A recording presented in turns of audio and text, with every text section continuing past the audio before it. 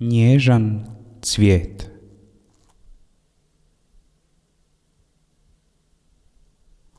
Razgovarali su jedan čovjek i nježan cvijet.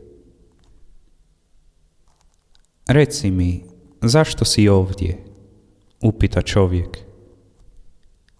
Ja sam tu da podsjetim na meke latice koje nosim, odgovori cvijet.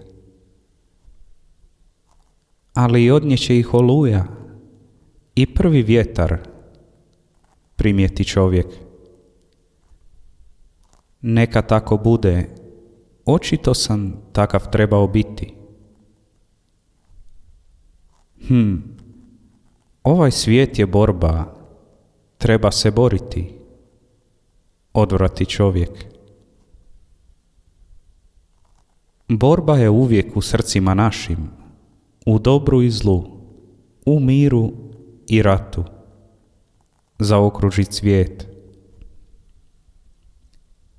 Nije li nepravedno da si toliko krhak i otići ćeš tako lako?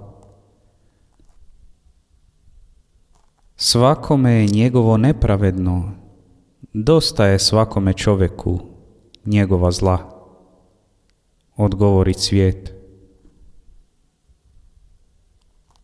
Ovo je svijet za jake.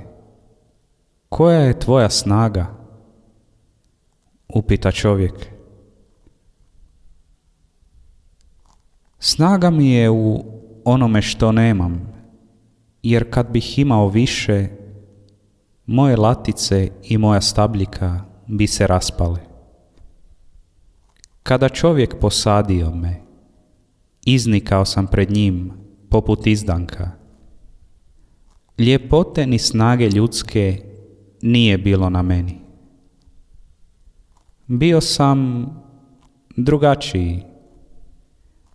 Ipak uzeo sam svoj križ, da u njemu zasadim empatično sjeme svijeta, da me samo onaj koji dobro vidi može prepoznati. Ja sam zapravo stavljen da budem ogledalo ovoga svijeta.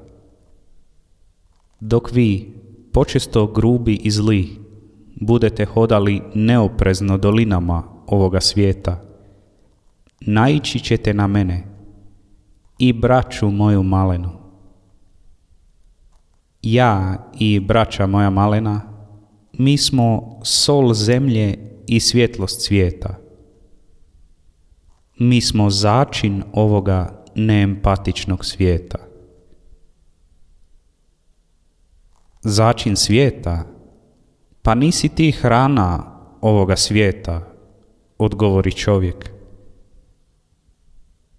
O, zapravo i jesam. Svojim trulim laticama i stabljikom začinjavam travu i zemlju svaki puta kada me vi ljudi pogazite. Naći ćete me u kruhu koji se dijeli, u rani koja dušu i tijelo iscijeli. Ali ja sam svoj križ uzeo i to vam nisam zamjerio. Možda me katkada i sretnete na ovom svijetu.